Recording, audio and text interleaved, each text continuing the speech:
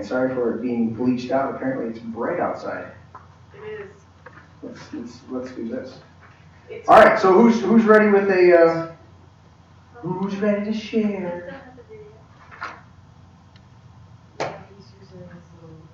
Other than Monica's observation, that was a good one. But who's ready to share what they've learned from last week? Anybody? Not all at once. Got to take turns. Orderly. All right, now I teach on slow to speak. It doesn't mean you have nothing to say. Listen, since we're on live throughout the world, Mother, you have to use.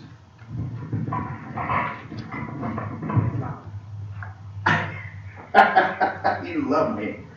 And I'll come back and stand here and do the animation. I'll do the animations while Mom talks. She's gonna be slow to speak now. Go to be quick. We're going to be quick to listen. I just have a really short one. Oh, That was not directed at me. Right. I had just an incident that happened that really irritated me.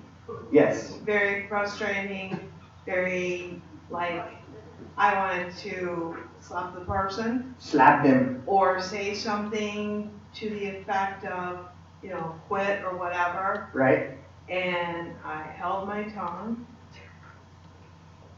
at least 3 times in the process. Right. And the Lord worked it out, and the right person said something to that person. Nice. And so I think that's a testament that God will work it out. Yes. We don't always have to be the hand because I think if I would have said anything, it would have caused hurt or conflict or whatever. Right. And I just kept my mouth shut, and I prayed more than once. Right. Blessed myself more than once.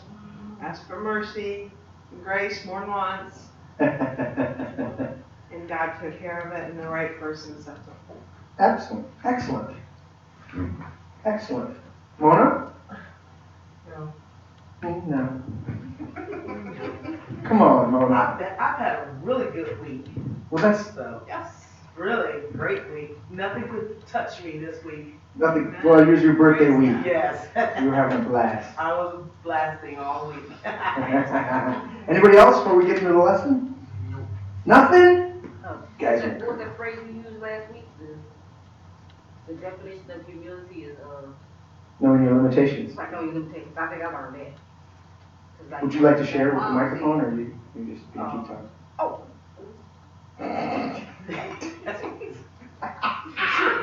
Let's start that one again, because that's good. I think like Push the button. There you go. Till it goes green. It's green? Yeah, I think like Mom said like twice this week. I got kind of reprimanded for something, and I wanted to say something so bad. Oh, you want to slap back? And well, maybe beat him up, but no, I had to just like Bite you your tongue. said, just bite your tongue and let that person be right. But the situation fixed itself, and then lately somebody's been telling me God fix it. Don't say nothing. So I'm working on it. If you hold your peace, He will fight for you. Awesome. Awesome. Very good. That's the whole point of this, is to learn the little lessons. It's the little things in life that create the totality. We look at the big picture, and we don't realize it's made up of 1,000 pieces that are intricately joined together. So everything that we do involves these little things, and if we would just pay attention throughout life and learn those things, then we would benefit and be able to see the big picture. Good? All right, so we're ready to get started? Mm-hmm. All right. Let's get started.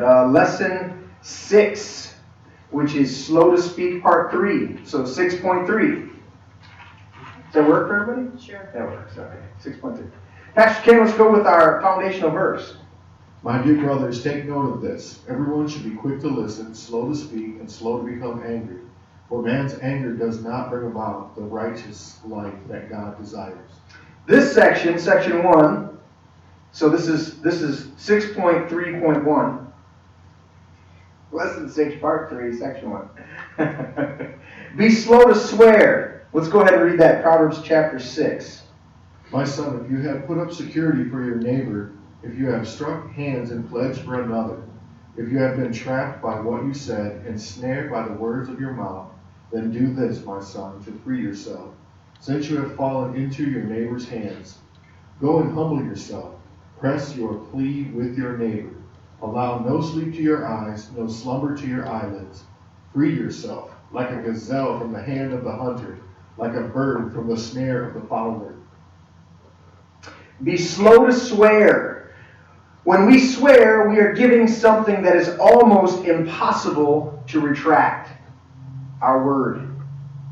You ever made a commitment to something and then realized later, I shouldn't have committed to that? And how do you back out of that? How do you obligate? So we're going to learn some things about what it means to be slow to speak in the area of being slow to swear in this first section, so that we get the idea that, especially as leaders, people are looking to you, and they're counting on you. And when you make commitments rashly without thinking it fully out, what happens is you end up disappointing people. And it's okay that people are disappointed on certain levels, because you're human and people need to learn that you're just as fallible as they are, but it's how you recover from those things that make all the difference. But the more we can avoid, the better we have, the better presentation that we have of how to do things in excellence and honor. So we want to be slow to swear things, because even Proverbs here, when Solomon's talking about this, he says, if you put up security for a neighbor, struck your hands and pledged, if you've been trapped by what you said, ensnared by the words of your mouth, then do this. And if you read that again, he's like, do this if you've fallen into your neighbor's hands. So he doesn't equate it that you've just made a mistake. You have submitted yourself and you've fallen into your neighbor's hands. That's how he looks at it, as swearing too quickly. And he says, you want to do everything. This is like, he goes in and says, humble yourself, press your plea, allow no sleep to your eyes, no slumber to your eyelids. Free yourself like a gazelle from the hand of the hunter, or the bird from the snare of the fowler. I tend to think of animals years ago as a little gruesome, when the animals would get caught in the traps that snap up and catch their leg when they step on it. If the animal's there long enough, they will tend to chew through their own leg to get free. Now that's crazy, but you want to get free, you get free. So I think of that extreme aspect on this is, I don't want to swear because I might have to chew my leg off to get out of this. Let's not do that. So when we swear, we are giving something that is almost impossible to retract, which is our word. Go ahead with Matthew 5, Pastor Ken.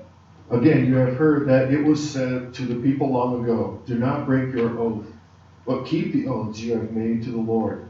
But I tell you, do not swear at all, either by heaven, for it is God's throne, or by earth, for it is his footstool, or by Jerusalem, for it is the city of the great king. And do not swear by your head, for you cannot make even one hair white or black. It's pretty self-explanatory, but the idea here is, do not break your oath. So when we're talking about it saying, do not break your oath, but keep the oaths that you've made to the Lord. So when he says this, he says, don't swear at all, and he makes the distinctions about what you're swearing about, and there's a whole dynamic there. What we want to talk about and keep emphasizing is just be slow to swear. Not cuss, that's different. Be slow to swear as far as, committing yourself. And again, I emphasize this because it's Spirit-led leadership, so we're talking about how we commit to things. People don't always understand the dynamics of what you're dealing with. They don't understand life changes and schedule changes. They do it, they go through it. But you as a leader, they can't always accept it when you have to deal with it. Well, he told me he was going to be here. Well, have you ever been not able to make something? Well, yeah, but he's such, and so they don't equate it the same way. So there's dynamics that we're not always allowed to have the grace in because of our leadership role. And that's good and bad. You know what I'm saying? We can look at people and go, well, don't hold me to that expectation. Well, okay, on one level. But at the same time, you're the leader. So you are held to that level. So what's the key to that? It's not making excuses and getting angry and upset with people because they expected you to be somewhere and you didn't make it. It's don't commit to it.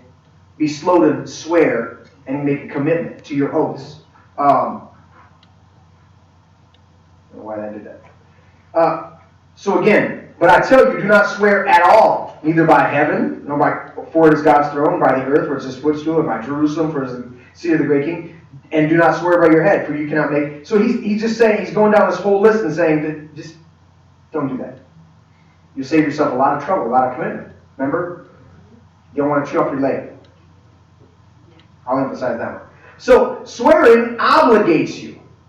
The word swear here, the definition from the Greek, to swear, to affirm, promise, to threaten, with an oath, in swearing to call a person or a thing as a witness, to invoke, to swear by. So swearing obligates you, and even more, here's a key, it ends strife and debate. Go ahead with that one, Pastor Ken. For men verily swear by the greater, and an oath for confirmation is to them an end of all strife. So swearing obligates you, but even more, it ends all strife and debate. Okay, now here's the key about that. Sometimes, and we would look at that and say, well, don't we want to end strife and debate? Wouldn't that be a good thing? You said you were going to do this. There's no debate. I'm not going to argue with you. You told me you were going to do this. You need to do this. You want to be in that position? Then don't swear. Be slow to swear. Make sure you weigh it out. It's okay. Sometimes I say, hold on. I need to think about this for a minute before I give you an answer. Let me get back to you. Let me before I commit, let me check my schedule. Let me do this. Let me do that, because we got to check. You know, we've got to. There's times when I look at my calendar. They'll say, "Hey, can you do this? Can you be available for this?" And I'll go, "Let me check my calendar first," because I don't want to commit to you, and then I can't do it, and then there's no debate after that. If I said I would do it, and I'm a man of integrity, or trying to maintain being a man of integrity, then if I told you I would be there, that's one of the things that I've experienced a lot in the last 6 months to a year when we've been visiting with churches and fellowshipping with them, especially on Sundays. I come in and they'll see me. I'm not there as a guest speaker. I'm not there for coveting the pulpit. I'm there to participate with them and fellowship with them and connect with them. And it's interesting the number of times that people say, they'll make the comments and talk about it, and they're like, wow, you came and you weren't speaking or anything like that. And I said, well, I told you I'd be here.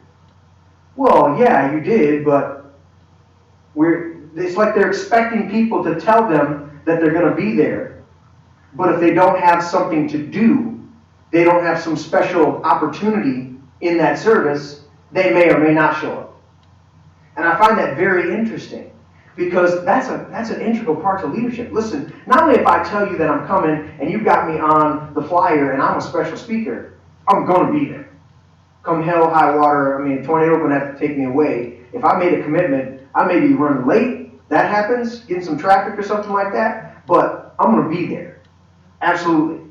Then also, people know me specifically, that if I tell you I'm going to be there just to be there, I'm going to be there. There was a recent service even here where I was said, I'm going to be there. They had an expectation. They know my track record. If I say I'm going to be there, I'm going to be there. In fact, there's times when I'm going to be at places that I'm not even obligated to be at, but they know I'm coming. And if I can't make it, I'll send them a text and let them know I'm not going to make it. And it's been commented on. To other people, I get used as an example. Like, some of you can't come from 10 minutes around the block. Apostle Jeremy and his wife come from an hour away, and they're not even obligated to come from an hour away. This isn't their home church. They're just connected here. And when they can't make it, they send a text. You don't show up for a month, and then when stuff hits the fan, of course, you're at the altar again. We got to pray, and but it's very interesting. So there was a situation, and because they knew that I would be here, it was kind of offhanded. Are you still coming? Yeah, we're caught in traffic. We'll be there shortly. Okay. Well, pastor's not feeling good. You need to speak. Okay. Because they knew I was coming. They knew I was going to be there. So they just just a quick confirmation. Has anything changed in your character on this morning? No? Okay, so then you're going to be here in a minute. Yep. Okay. Need you to speak. Okay. And we had a good time. That was just, a couple months ago on Sunday. We had a good time. I was enjoying that. So anyways, it removes the strife or debate. It takes it out of the equation. Because you said you've given your word. So that's one thing that I had to put almost in there just because there is some people will give you grace and let you go. But the reality is you gave something that you really can't take back. It's in the atmosphere now. So let's be slow to swear because it obligates us. It puts us in a position where the strife, the debate, all that stuff's ended. They just look at you and go, no, you said yes. I'm confident. So as leaders, as people of integrity, we need to recognize that people are looking at us like this. This isn't a car salesman where you drive off a lot and turn around and come back and go, hey, you told me this was going to be, well, I don't know. See that where you signed right here, it says as is. We're not like that. So we're supposed to bear with the infirmities of the weak, not to please ourselves, but to build them up. So we're not supposed to do this in such a way that we're, well, do as I say, not as I do. That don't fly. It does fly some places. So being slow to speak protects us from speaking presumptuously. It's a big word, presumptuously, and then being obligated. I love this one. And let's go ahead and read. We're going to focus in on verse 24 and 25, but let's go ahead and read. Did you look this one up yet, Ken? Let's read 24 through 27. Yeah. Just for the context. When they had come to Capernaum, those who received the temple tax came to Peter and said, "Does your teacher not pay the temple tax?"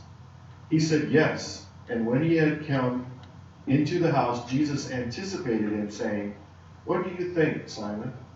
From whom do the kings of the earth take customs or taxes from, their sons or from strangers?" Peter said to him, "From strangers." Jesus said to him, "Then the sons are free. Nevertheless, lest we offend them, go to the sea, cast in a hook, and take the fish that comes up first. And when you have opened its mouth, you will find a piece of money. Take that and give it to them for me and you." Now I could teach on this one for days because I absolutely love it. Peter, who we know is famous for hoof and mouth disease, he puts his hoof in his mouth once again. "Does your master pay the temple tax?" "Of course he does." "Yes, he does." Then he walks in the house and Jesus goes, I love that. What verse is that? New King James? He said he anticipated him. Jesus anticipated it. "Peter, I can smell you coming in. Boy, come here." You picture that. I'm going to slap you upside the head. He says, "Explain to me this. Who pays taxes? Sons of the kingdom or the servants?" "Well, the servants." "So the sons are exempt." "Right. Yes. So why'd you open your mouth?" Well, he wasn't slow to swear. He was giving it. Oh, he was making a commitment at that time. It obligated him. Now we don't always. One of the reasons I love to include this passage in here is because we think of swearing as something as, yes, I am agreeing to do that. Is there everyone stretch your hands forward and agree to pray for this child? When the child's in jail 16 years later, we go, "I didn't pray for him. I feel really bad." No, that's the big grand things. But everyday life are little commitments that are you're giving your oath. You're swearing an agreement to things. This is one of those examples. They came to him, does your teacher pay the temple tax?" "Yes, he does." So then the Lord corrects him and he says, "So the sons are exempt?" He's like, "Well, yeah, I guess they are." Yeah, exactly. He says, "Okay, but so that we don't offend him." And we know that Jesus is very famous at offending people. He just delighted himself in offending people whenever he was led by the Spirit to do it. I wouldn't say whenever he felt like doing it, because it wasn't like that. But whenever he was led by the Spirit, they said, "Lord, don't you know when you said this, you offended him?" He's like, "That was necessary." But in this case, he says, so that we don't offend them. Now, we're talking about those, the collectors of the 2 drachma tax. Okay? Now, it seems to me, we just celebrated Palm Sunday. It was just a little while after Palm Sunday that he went into the temple, or directly after that, he went into the temple, kicked over the tables of the money changers, and booted them out. So there's a dynamic here that he's trying to teach Peter more than he's trying to keep from offending, but he does use that and he says, so that we don't offend them, go, and I love this part too. Like I said, I could teach on this for so long because he doesn't take out of the money that they had. Jesus says, is the sons exempt? Yes. Well, I'm a son, so I'm not paying that. I'm going to send you back to the former occupation that you had. Make you work at this thing. Not straight up for a wage, but work for the fish to go fishing, and when the fish comes up, you're going to pull the coin out of its mouth and pay the temple tax. That's amazing to me. You catch the significance of that. He says, all right, so if you swear something, I'm going to send you back to that old occupation that you were liberated from, and it's not that you're going to catch the fish and sell the fish and get the coin. I'm going to perform a miracle, but you're still going to have to go back and tangibly get into that work. You see that? That's just a beautiful dynamic of Jesus saying, so the sons are exempt, and I'm not going to pay this, and you need to recognize I'm not going to pay this. But you obligated us, and so that they don't get offended by what you said, I want you to go and do this. So swearing is the absolute obligation, but it starts with being slow to speak. Swearing is the absolute obligation. It ends all debate. There's no strife about it. Now people will get, when they're trying to wiggle out of it, there may be some, but the reality is you said you were going to do this. I don't know if anybody's ever been in that situation on one side or the other. You're looking at somebody going, you told me you were going to do this. You said you were going to do this. Yes, I did, but no. There's no debate. You should have taken a few minutes and assessed whether you were going to do this or not before you opened your mouth, because now I have people that I told I was going to take care of stuff for, and if you don't take care of this for me, I can't take care of that for them, so you need to take care of this. So we see how important it is. And we'll still have people that will do that to us as leaders. We'll have people under us that will falter in that area. But we need to maintain the example and the consistency. And I guarantee you it's a much more fulfilled life no matter what. This is the commitment. There's been times when I've had to stay the course and make the commitment, and I'm like, okay, yeah, I could have stayed home too. I could have done something else too, but Lord, you told me to be here. And it develops character in it. So we read that in Matthew 17. So we'll go ahead. Everybody get that one? Good stuff. So let's go on to section 2. Yes and no. And I put in here the literal translation. It's the NIV, but I put in some literal words. So we're going to go ahead and we'll read it straight, and then we'll read out the crossed out lines. Can we do that, Preston? Read it straight. Yeah, just read it straight without the... Crossed out one. Yeah. Let be but the word. No, go ahead with just simply let your Okay. yes be yes. Simply let your yes be yes and your no, no. Anything beyond this comes from the evil one. Okay, so, and then, again, we'll go through it. If we cross out simply let, we take that phrase out of there and we put the literal phrase in there. It's let but be the word of you. Let but be the word of you. It's the way that Greek is structured. A lot of times people misunderstand language, and they think that another language is, I just need to substitute a word. No, a lot of times the sentence structures themselves and how they're phrases. In fact, think of it this way. We talk like this in our sentence structure and how our conversation flows and where we put the emphasis on words. Think of other languages more along the line of Yoda. Of course. Okay? Naturally. The way Yoda just flips the words around, and it just, he'll take a regular word, a regular sentence, and change the way that it flows, and you get it, but it's flipped around. So when it says, let be but the word of you, we would switch it around. It goes, but let the word of you, or but let your word would be, but let your word be. We would switch it all around. But literally it says this, and the reason I want to put that in there is because when they use the phrase simply let your, they're missing that word, that logos. Logos is that which is uttered by a living voice. When you look at the definition of logos, Jesus, John 1:1, in the beginning was the word logos, and the word was with God, and the word was God. And then verse 14, and the word became flesh and made his dwelling among us. It's that word logos, and it literally means, in the Greek, that which is uttered by a living voice. Whereas rhema is the same idea, but it's, in fact, the first part of the definition is the same, in that it's, rhema means that which is uttered by a living voice. The difference between logos and rhema is, logos is the exact word.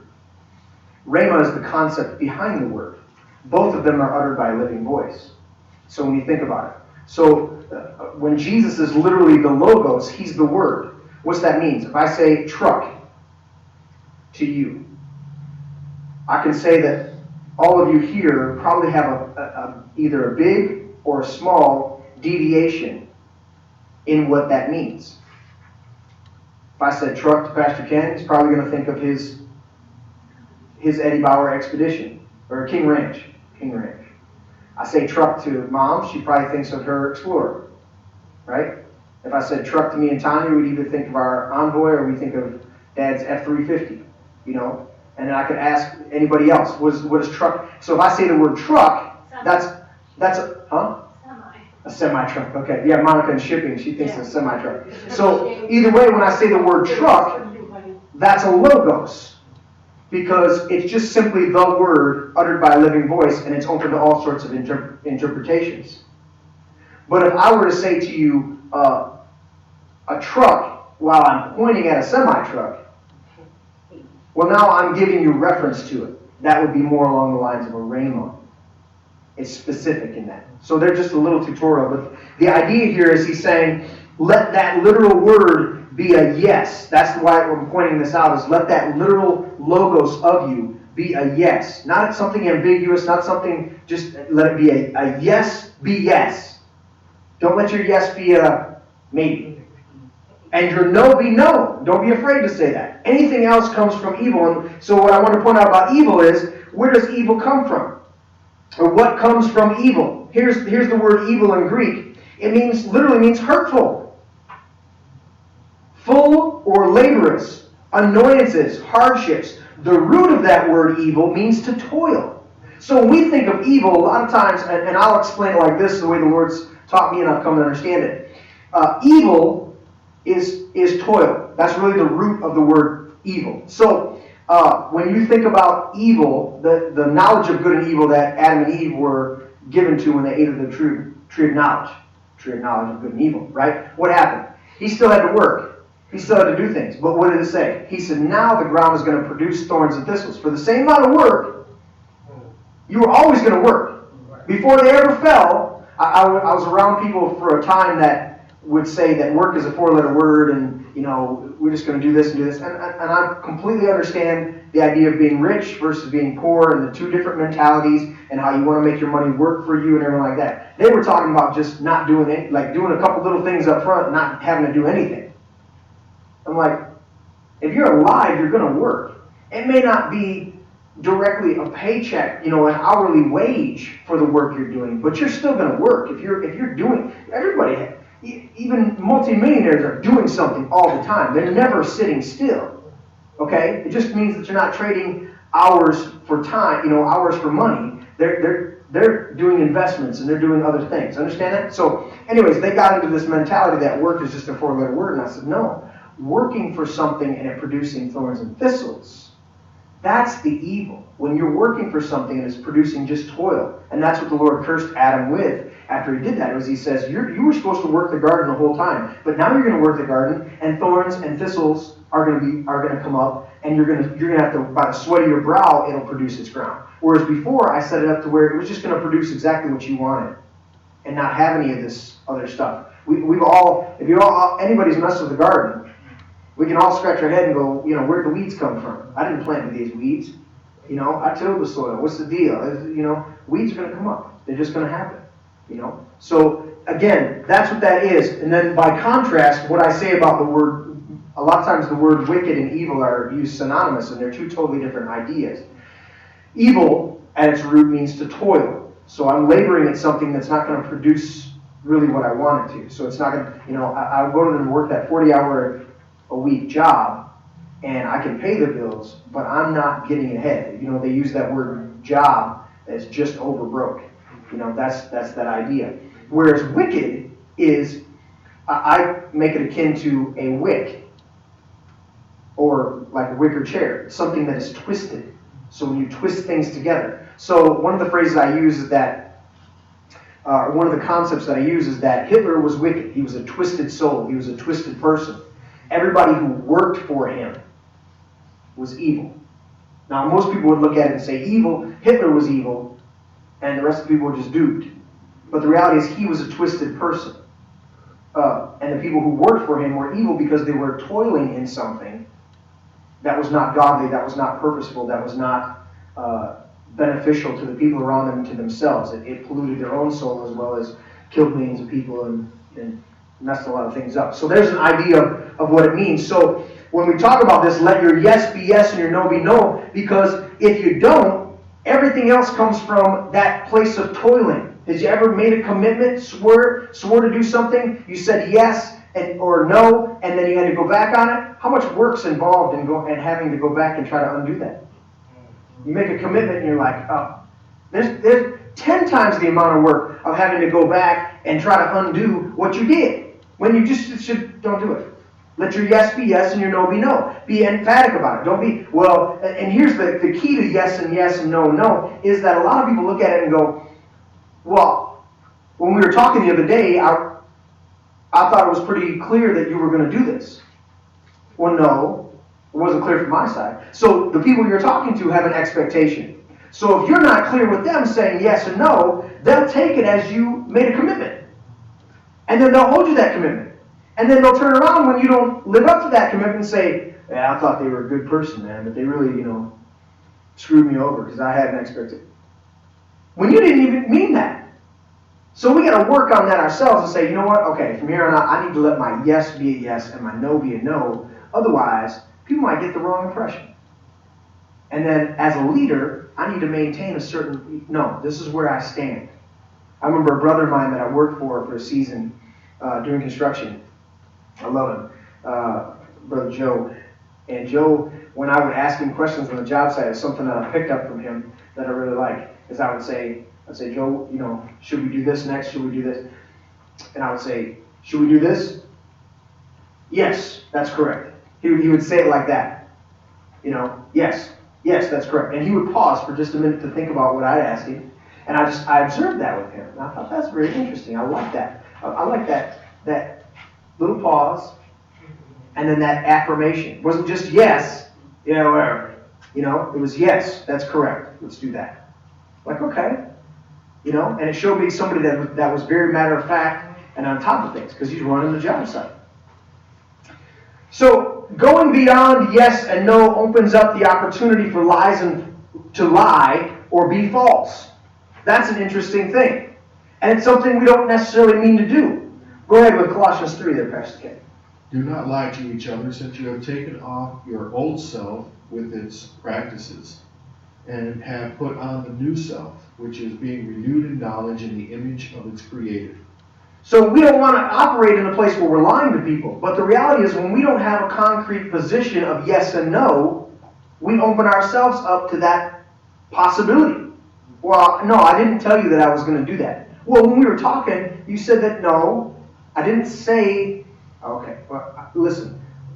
No. So we want to be yes and no. And I would rather hurt your feelings by telling you no right now than have a whole bunch of other mess later on because you misinterpreted what I said and I couldn't just tell you no. I get people that ask me to play hockey all the time. No, I cannot do that. Done. They're like, okay, no big deal. I put more stress on myself thinking, oh man, I don't want to hurt their feelings, but no, I can't do it. I'm not available. Just not. So, the word lie there, pseudomai, to lie, to speak deliberate falsehoods, to deceive one by a lie, to lie to lie to. Do not lie to each other, since you have taken off your old self. So the reality is we want to make sure we do that. So here's the thing is, yes and no, and don't be afraid to say, I don't know, or I'll have to meditate on that. Because the reality is, when we don't go with yes and no, or give clear answers, especially, this is the key to Spirit-led leadership, as leaders, people are hanging on our words. They're listening to our words. You really can't take those words back. So we need to be slow to swear. We need to let our yes and our be a yes and our no be a no. And then don't be afraid to say, look, I don't know right now. I'm going to have to check my calendar. I'm going to have to get back to you. I'm going to have to, I'll have to meditate on that. I'll have to see what the Lord said. I'm going to have to, don't. It's okay. People realize that you can't always make snap decisions. You need to think about things. You need to meditate on things. Well, I need an answer right now. Well, the answer is you're going to have to wait. Well, listen. Yeah, or it's going to have to be, if they're going to press you, say it's going to be a no. We need to be willing to walk away from things and say, listen, I'd love to, but I'm not going to do that right now. That's okay.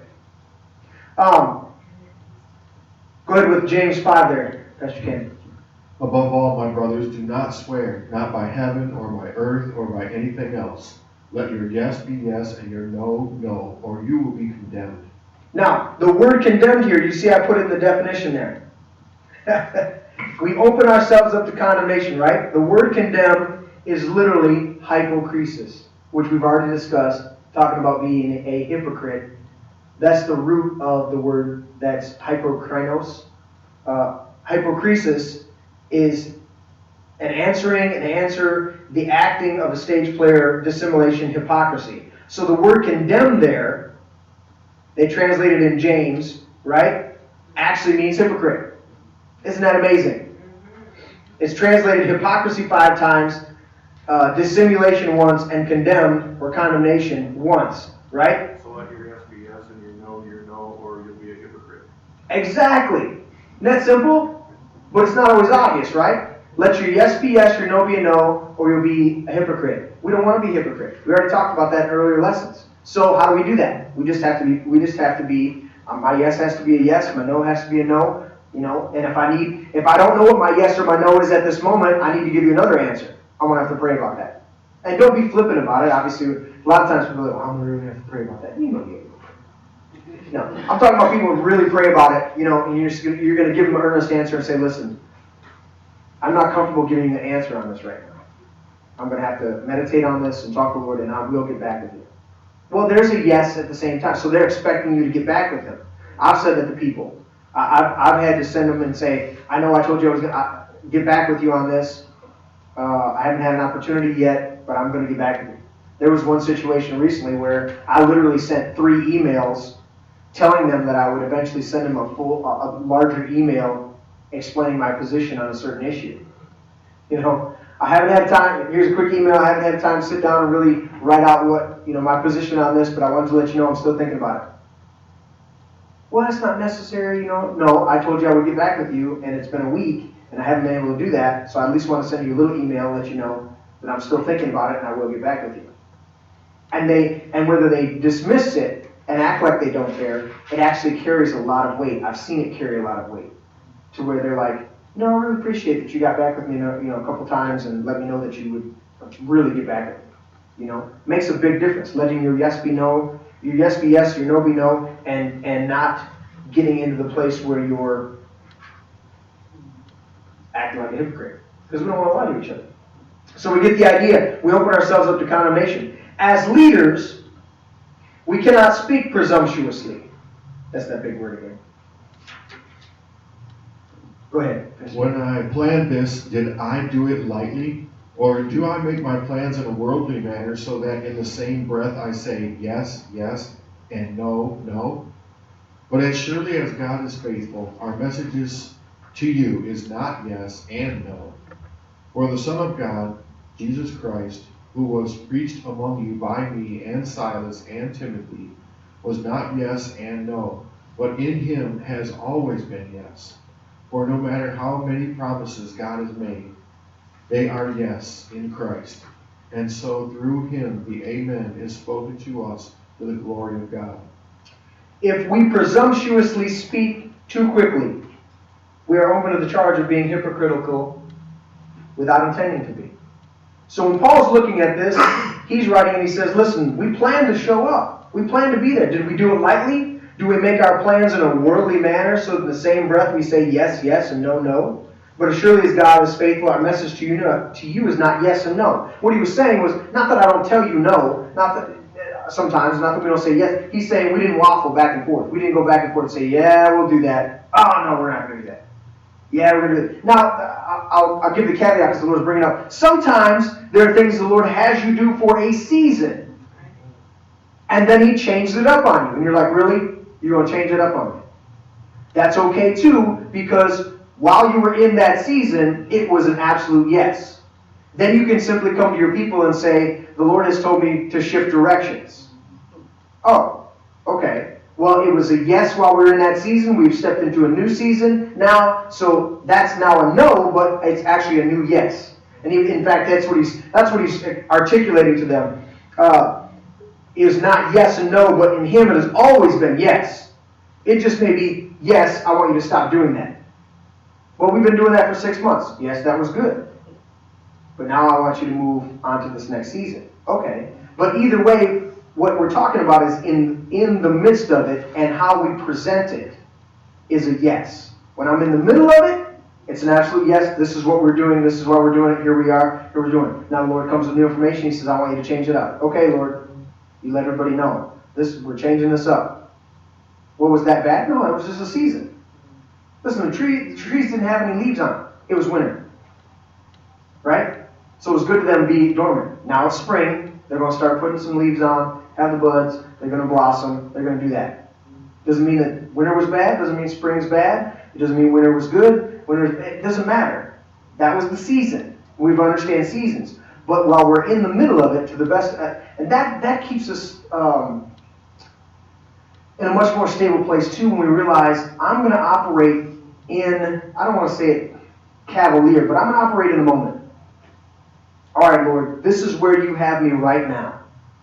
My yes is a yes right now. My no is a no right now in these areas, and this is where I'm operating from. But I have to be the one that's flexible because I don't know all the details of the plan. I know how to be led by the Spirit. You see? Oh, I just want to make a comment that my spiritual advisor used to tell me that when I first started going to school with her, she would tell me, if I tell you everything now, you're not going to do it. Because I was always eager to do stuff. And she used to be like, she used to always tell me that slow down, Right. slow down and get, go from one, and it makes sense now. It Absolutely. makes sense why she was telling me that now. Okay. So she told you everything. So she didn't want to tell you everything up front. Right. Because she wanted to piecemeal out the details so you would do them in the moment. That's amazing. But that's the wisdom of God. So we need to be as consistent as we can be with what is in front of us. That's what we're talking about. And being slow to speak keeps us from getting into presumption, getting into areas where we don't want to be. I don't want to swear. In fact, there's another passage in James where it talks about it. That we're going to get right in that lesson 3, or section 3 here in just a second, where it talks about that. We're dealing with that. So we're being slow to swear. We're letting our yes be a yes and our no be a no. Pastor Ken, did you have something, or are you going to read? Proverbs? Proverbs 26, Pastor Ken. Like a man who throws firebrands, arrows, and death is the man who deceives his neighbor and says, I was only joking. I was only joking. What you talking about? I was only joking. That's Bible right there. He's throwing arrows, firebrands, and death. I'm throwing death at you. Whoosh. I was just joking. Where there is no wood, the fire goes out, and where there is no talebearer, strife ceases. As charcoal is to burning coals and wood to fire, so is a contentious man to kindle strife. The words of the talebearer are like tasty trifles, and they go down into the inmost body. Fervent lips with a wicked heart are like earthenware covered with silver dross. He who hates disguises it with his lips, and lays up deceit within himself. When he speaks kindly, do not believe him, for there are 7 abominations in his heart. Though his hatred is covered by deceit, his wickedness will be revealed before the assembly. Whoever digs a pit will fall into it, and he who rolls a stone will have to roll it back on him. Will have it roll back on him. A lying tongue hates those who are crushed by it, and a flattering mouth works ruin. That's so much in Proverbs. Proverbs is awesome. I'm getting back to doing my Proverbs of the day. I'm setting it up so I can be consistent on it. I know you enjoyed Proverbs of the day. Yeah. So I'm getting back to it. I'm picking the format. I'm leaning towards Tumblr. That's an easy one to use for that. So I got to get it all set up. But Proverbs, man, there's literally, like it says in the first chapter, there's wisdom in here, man. For attaining wisdom and a prudent life. For understanding is the sayings and rules of the wise. The fear of the Lord is the beginning of wisdom. So, I mean, there's just some awesome stuff in there. But one of the ones I was thinking of that I really like is like earthenware covered in silver dross.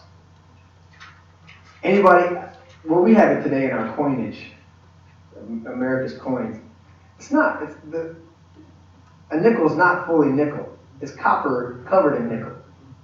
You know, a penny is not copper, it's copper covered lead. You know, so they got the cheaper metal. So when you think about a silver, you go into some place and you pick up this big silver vase and you're like, wow, look at this silver vase, this is awesome. And then you realize it's barely an outside skim layer on it, and the rest of it's just pottery. You're like, really? Melt that off real quick and you get $2. Whereas the whole thing, if it was all solid silver, now that's, you know. So that's the difference. It's like there's just a veneer on it, and it's a cheap veneer. You know, I've had some furniture in the past where you can't sand it down. Once the surface gets damaged, you can't sand it down because that surface is micro layers, and if you start to sand it at all to fix, you know, some little blemish, you're gonna sand down to that cheap plywood that they used underneath versus that fancy veneer that was on the outside. And you're like, really? That's lame. So that's one of the areas that I like in there. So let's go to section 3. If the Lord is willing, this will save your life. It has saved my life. Be slow to swear. Let your yes be yes, your no be no. And if the Lord is willing, use that phrase. Use it. Overuse it. Abuse it. It'll save your life. You know what? If the Lord is willing. Don't, and I know some people will be really cavalier. You know, no, I'm not talking about that. I'm talking about, we'll be there, Lord willing, we'll be there. Meaning, I don't know, you get caught in traffic, somebody can wipe out in front of you, somebody could do something, and you're like, okay, Lord, what's the deal? Your alternator can go out at midnight in the wrong part of town. Right? You know, how are you going to handle that? Well, everybody needs to know, but communication, everything like that. So let's get into this one. Pastor Ken, chapter 4, this is what I was alluding to as we were finishing section 2. This is the key. Now listen, you say today or tomorrow, Now we'll listen. go to this or that city, spend a year there, carry on business and make money. Why you do not even know what will happen tomorrow? What is your life? You are a mist that appears for a little while and then vanishes. Instead, you ought to say, if it is the Lord's will, we will live and do this or that. As it is, you boast and brag. All such boasting is evil. Anyone then who knows the good he ought to do and doesn't do it sins. So again, we get to that idea, all such boasting is evil. It's toilsome, it's work. Okay, when we read that boasting is evil, we think of, well, that's that wicked kind of concept of, that's the devil. No, it's work. When you boast about something, anybody ever boasted about something they could do, and then you got in to do it, and you found out it was much more work to try to live up to your boasting than it would have been to just accept the job in the first place quietly? It's like, okay, maybe I shouldn't have, hey, oh yeah, I can do that. You get in and go, wow, I said, oh man. All right. That's why I kind of come in with a little bit lower expectations a lot of times. I'm like, all right, I'm just going to do what we can. Say we're going to do everything. We'll make it, we'll work through it, we'll make it happen. That'll work. Anyways, the whole idea here is, what is your life? You're a mist that vanishes. Instead, you have to say, if it's the Lord's will, we'll live and do this or that. Give yourself a caveat. Give yourself an out. Save your life. Don't get it. Just go, okay, we'll deal with that. Make sense? The problem with boasting and bragging is not knowing the will of the Lord. That's the problem with boasting and bragging. When you don't know. And the Lord, listen, we've talked about this before. There's times when you don't know exactly the full will of the Lord. Why? Because you know you mess it up. I'd mess it up. There's things that, we're supposed to be transformed. We're being transformed by the renewal of our mind. We're learning, we're growing, right? And there are things that as we're growing and learning, that we're testing and approving what God's will is, His good, pleasing, and perfect will. In that process, we're still testing it. We're still working it out. And just because you know the will of the Lord, I want you to start a church. Okay, that's your will. That doesn't cover every detail. That doesn't cover all of it. So when James is really talking here about these people that they were rich. He's talking about rich people that just go, well, we're going to go do this. Like their richness, their wealth is going to save them. And in reality, he's like, no, you're missing the boat. You're missing the whole thing. So there's a dynamic there. So the problem is with boasting and bragging is not knowing the will of the Lord, because then the Lord will take you in a different direction that you're not expecting. Pastor Ken, you got, I just quoted Romans chapter 12. We'll say 1 Corinthians chapter 2. I know you're there. All right, let's go ahead with that. Yep. And I, brethren, when I came to you, did not or of wisdom, declaring you the testimony of God. For I determined not to know anything among you except Jesus Christ and Him crucified. I was with you in weakness, in fear, and in much trembling. And my speech and my preaching were not with persuasive words of human wisdom, but in demonstration of the Spirit and of power, that your faith should not be in the wisdom of men, but in the power of God. However, we speak wisdom among those who are mature, yet not the wisdom of this age, nor the rulers of this age, who are coming to nothing. But we speak the wisdom of God in the mystery, the hidden wisdom which God ordained before the ages for our glory, which none of the rulers of this age knew. For had they known, they would have not crucified the Lord of glory. But as it is written, eye has not seen, nor ear heard, nor have entered into the heart of man the things which God has prepared for those who love Him. But God has revealed them to us through His Spirit. For the Spirit searches all things, yes, the deep things of God. For what man knows the things of a man except the spirit of the man which is in him? Even so, no one knows the things of God except the Spirit of God. Now we have received not the spirit of the world, but the Spirit who is from God, that we might know the things that have been freely given to us by God. These things we also speak, not in words which man's wisdom teaches, but which the Holy Spirit teaches, comparing spiritual things with spiritual. But the natural man does not receive the things of the Spirit of God, for they are foolishness to him, nor can he know them, because they are spiritually discerned. But he who is spiritual judges all things, yet he himself is rightly judged by no one. For who has known the mind of the Lord, that he may instruct him? But we have the mind of Christ. But we have the mind of Christ. That's one of my favorite passages. I love it. But you get the idea there is there's still a mystery. There's still some things that we've got to work through. There's some things that we've got to discover. It's to the glory of God to conceal a matter. It's to the glory of kings to search it out. So we're always going to be in the process of searching things out. And that's really what 1 Corinthians is talking about, chapter 2 there, when Paul's writing. And he's saying, eyes not seen, ears not heard, and mind has conceived what God has prepared for those who love Him. But God has revealed it to us by His Spirit. But that doesn't mean He reveals it all at once. In fact, what I put here in your notes is, we may well know the will of God, what the will of the Lord is, but this doesn't mean that we know how that will may manifest. It doesn't mean we know how it will manifest in time and experience. So the reality is, even though we know the full will of God, we can be in a place where we don't know the full will. We just know the overall concept. Okay? And then there's times when we know more of the details. And then there's times where we know a whole bunch of the details, but we don't know how it's going to manifest at what time and experience. So no matter what, to what extent you know the will of God, you still don't know everything. So just throw it out there and say, as the Lord wills. This is what the Lord has told me up to this point. This is what the Lord has shared with me. That's a great default. It's not a defense necessarily, but it's a great default position to go, you know what? I'm going to be consistent within myself and let my yes be yes and my no be no. And not, well, the Lord, it's funny because some people would twist that around and go, well, you told me you were going to do this. Well, when I was on my way, the Lord told me to go ahead and do it. No, He didn't. No, He didn't tell you to go back on a commitment that you made. Okay? That's not what He, So there's a reality with being yes, your no being no, not being too quickly, not, being slow to swear, right?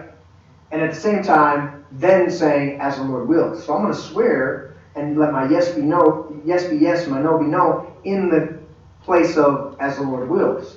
But then I'm not going to turn around and use it as an excuse. Well, I was coming, but then the Lord told me. No, if you told somebody you were coming there, you need to come and be there and do what you said you were going to do. Otherwise, don't do it. That's a little bit different area than what I'm talking about right now. I'm talking about when you're making plans, you're saying, as if it's the Lord's will. From the area of don't boast about it, don't brag about it, I always show up, and then the day you don't show up, well, it was traffic. Yeah, but you said you always show up. Okay. So, boasting and bragging is rooted in prideful assumptions. We don't want to do that. God opposes the proud but gives grace to the humble. So we don't want to be in a place of where we're making prideful assumptions. Being slow to speak gives us time to listen. Now here's the whole list of what we've gone through already. Being slow to speak gives us time to listen, meditate, discern, and then do the will of God for a given situation. It gives us that time. Being slow to speak. So I'm slow to swear. It gives me the time to listen, discern, meditate on it. Think about it. Okay, Lord, what do you want me to do? Letting my yes be yes and my no be no, but being slow first. All right, I'm going to give you a solid answer, but it may take me a minute to give you a solid answer. So hold on just a second. So again,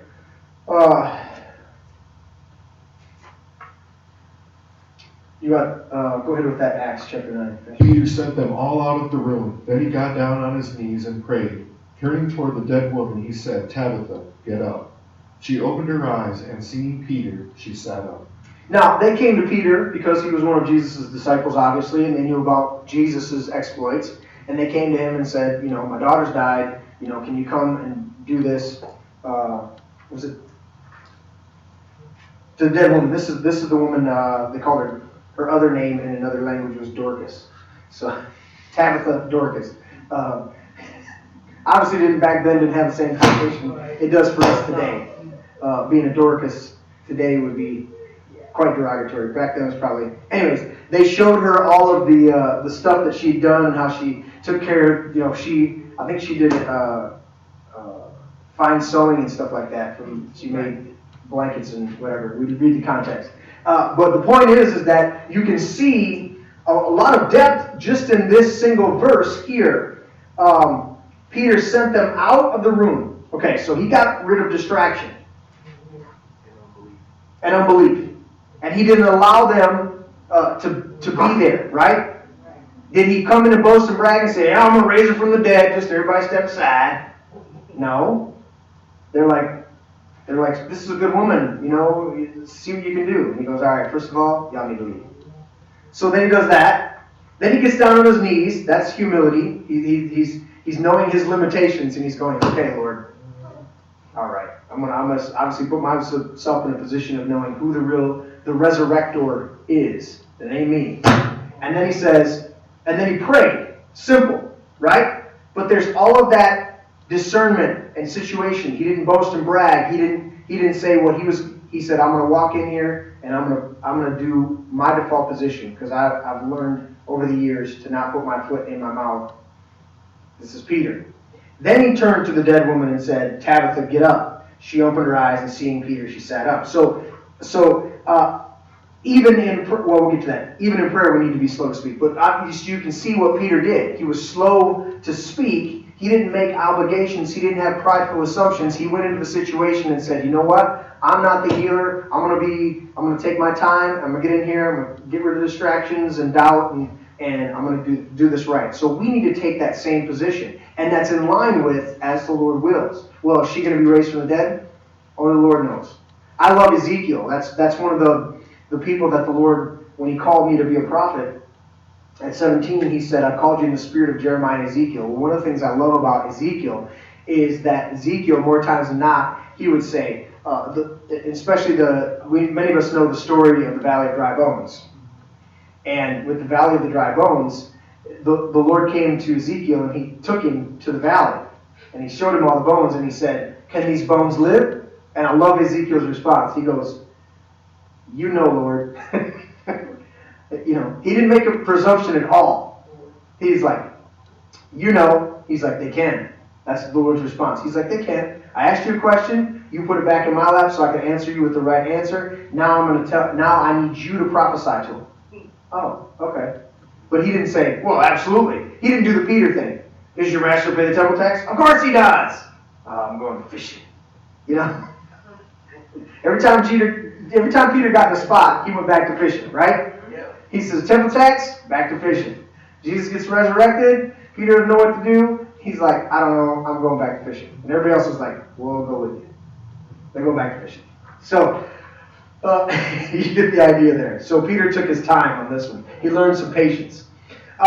So even in prayer, we need to be slow to speak. Now, I love this in Ecclesiastes. Not everything in Ecclesiastes we should take as an absolute pattern of the way to do things. There's some things in Ecclesiastes we just need to learn from the example versus following that example. But here's one that I absolutely love. Go ahead, Pastor Ken. Do not be quick with your mouth. Do not be hasty in your heart to utter anything before God.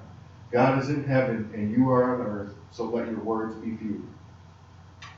How many people, in fact, I think Pastor said it Sunday morning, how many people have ever prayed to the porcelain god after a night of heavy drinking and said, oh God, forgive me out of this, I'll never do it again. And then he gets you out of that and you go back and do it again. And the reality is, that's on the, I guess, the funny side of it, or however you want to say it. That's on this lack of relationship side. Let's say it that way. Because everybody's a believer in a foxhole. And everybody who goes through trouble begins to cry out to God. But the reality is, we're talking about, let your words be few. Okay? And I'm talking about, this is from the aspect of, because I teach from a position of always talking with the Lord. And always being in communication. But I'm talking about when we're getting into things and being serious about things and not just having casual conversation and just bringing something up. When I need to ask you a real question, I don't need to go, well, hey, Lord, maybe if you could kind of get around to it, I really appreciate it if you could do, just, Lord, I need this. In fact, the Lord took me through a season where He taught me this. I would come in to prayer and I'd say, Lord, and He goes, stop it. And I'm like, what? He's like, you're whining. And I'm like, really? I didn't feel like I was whining. He's like, and He would repeat it back to me the way I said it. And I'm like, wow. And He took me this, and He said, what did I teach the disciples? I'm like, what did you teach them? Our Father which art in heaven, hallowed be thy name. Thy kingdom come, thy will be done on earth as it is in heaven. Give us this day our daily bread. And He said, you come in here and you tell me to give you your daily bread. And I went. He isolated the phrase out of that prayer and made me repeat it. And I went, wow, Lord. He said it's not ambiguous. It's not fuzzy. There's no wiggle room. It says, give me this day my daily bread. And I said, it almost feels a bit arrogant. And He goes, that's the difference there's a slight difference between arrogance and confidence. But He said, if you know it's yours, and you have the right to come boldly, Hebrews chapter 10, come boldly before the throne, then you come in and you go, Lord, I need my daily bread. You don't tiptoe around it and kind of figure it out. And well, maybe, Lord, if you think I'm worthy today. No, give me this day my daily bread. Not to him who gives bread to seed to the sower and bread for food will supply your seed and your needs. So Lord, give me this day my daily bread. And He had to take me through that process where I moved from going, well, Lord, if He's like, what do you want? Well, I want that. Okay. But Lord, there's all these people that spend their, they want to spend what they get on their pleasures, and that all such things is evil. He said, are you going to spend it on your pleasures, or are you doing it for, I said, well, I have, He's like, I want to supply your wants, not just your needs. In fact, if it's a need, it's already taken care of. If you let me take care of it, I want to supply your wants. What do you really want? And then you have to start thinking about it. What do I really want? So again, but it comes back to, even in prayer, being slow to speak. Don't be quick with your mouth. Don't be hasty in your heart to utter anything before God. Think about it. Meditate on it. And go, okay, Lord, what do I really want you to take care of? You know, there are little things and big things that I ask God for. And He takes care of them. And I'm amazed. Not shocked or surprised that He actually did it. But just, He does it and I go, wow, thank you, Lord. You know? Because I go, you know what? I'd like that. I'd like to have a new stick. I'd like to have this. I'd like to have this. Like, you know what, Lord? I would like to have that. And I don't mince words anymore. Now the other stuff, give me my daily bread. Lord, I want that. In fact, He challenges me sometimes. I'm on a challenge right now. I've got a list together of things that I want to get. And I go, Lord, you know, this thing needs to happen so that I can take care of this and this and this. He goes, where's your list? I go, well, He's like, put a list together, present it. Don't come back, well, that would be cool. Oh, that would be nice. That would be nice. And there are some things that happen that way too.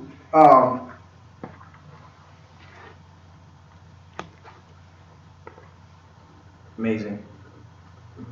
I run the extension cord over there and then didn't plug it in. I forgot the whole bag today, did everything. It was good. We're all good. I'm hoping the audio gets recorded on here.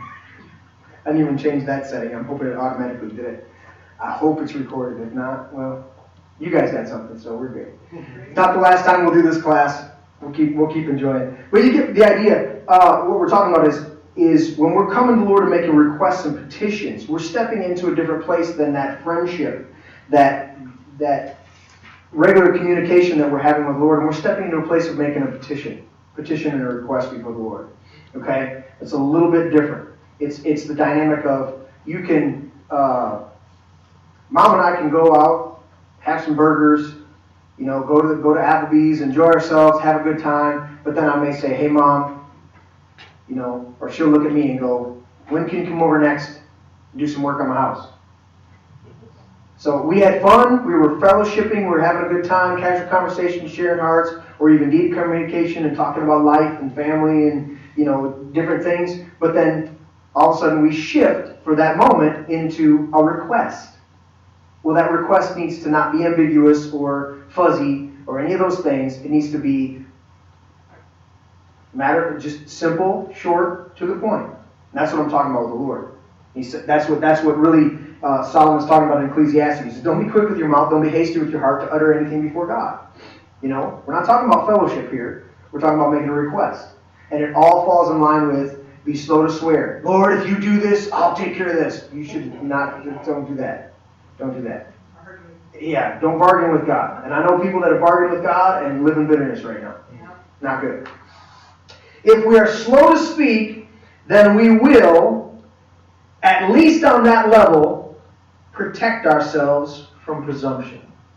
If we're slow to speak, we will at least on that level be slow. We will protect ourselves from presumption. Let's go ahead, Pastor Ken, with Luke 18. Also, He spoke this parable to some who trusted in themselves that they were righteous and despised others. 2 men went up to the temple to pray, one a Pharisee and the other a tax collector. The Pharisee stood and prayed thus with himself, God, I thank you that I am not like other men, extortioners, unjust, adulterers, or even as this tax collector. I fast twice a week, I give tithes of all that I possess. And the tax collector, standing afar off, would not so much as raise his eyes to heaven, but beat his breast, saying, God, be merciful to me, a sinner. I tell you, this man went down to his house justified rather than the other. For everyone who exalts himself will be humbled, and he who humbles himself will be exalted. Amazing. I think of the guy, the tax collector, right? Can you imagine? I mean, I know there are places that do it. I don't go there. But can you imagine being at the altar praying and you look over the dude next to you and go, God, I thank you I'm not like him. God, thank you. I tithe to take care of this. I blessed the pastor last week, not like this guy. Right? Behind on his child support, got a bridge card, just going off on the dude. And the dude's over there going, Lord, thank you. I got a bridge card. At least I can buy some food. You know? I mean, it's just amazing to me how people act. So again, we're slow to speak and not be presumptuous. Because you don't know, that tax collector had no idea, or it was I'm flipping them around. The Pharisee was looking down on the tax collector, and he's just like, man, I know where I'm at. And Jesus says the one went home justified and the other one didn't. So it's very important. So again, we're finishing up this third part, lesson 6, third part of slow to speak. We've got to be careful we're slow to swear. Don't get yourself obligated into something. Because there's no strife or debate about it. It's done. You said yes. They're expecting your yes to be a yes, your no to be a no. So you don't want to get caught up in that. And then even in our prayer time, Lord, when I'm coming in here formally and asking a request, I need to have this worked out. It's just like a plan. To man belong the plans of the heart, from the Lord comes the reply of the tongue. Well, did I have my plan worked out, or did I come in here and go, God, maybe if we could, listen. You may not get what you want. You're not specific. You may not get what you want because you're not specific, and you may get more than you want because you're not specific. Yes. It works both ways. It does. You may not get anything, Yep. and you may get a whole lot of something you don't want. I know a lot of people that come to me and go, do you think God could do this? And I go, no. And they end up with it, and their life is wrecked. I'm like, you don't realize that He's going to give you the desire. You think that, you read the scripture that says, delight yourself in the Lord and He'll give you the desires of your heart. So you think that He's just going to, well, I'm only going to get that stuff that I delight in. No. There's a comma. I know there's no punctuation in Hebrew, but listen, there was a pause. Delight yourself in the Lord. Pause. He's going to give you the desires of your heart. So the key is, He's going to give you the desires of your heart. You might want to delight yourself in Him. That way, the stuff that He gives you that's in line with your heart might actually benefit your life. Because if you don't delight yourself in Him, you're still going to get something, and it might not be good. So, read Romans 1 and 2, because that's really what Paul's writing about in Romans 1 and 2. He's like, since they did not want to maintain the knowledge of God, He gave them over to a reprobate mind to do what ought not to be done, to think about things that, it literally says that they thought of stuff that never entered the mind of God. I'm thinking, you never thought of it? He's like, no, my mind ain't twisted like that. I never thought of that. And in fact, they didn't want to think about me, so I took away the thoughts of me. I gave them the desires of their heart. Well, there's a lot of people that they don't realize that. And so, desires of our heart. In fact, I'll tell everybody, there's a lot more. It's hard for some people to understand, but there's a lot less that the Lord does for us, and a lot more that we do through sowing and reaping. That is a law that God established. God cannot be mocked. Whatever you sow, you're going to reap.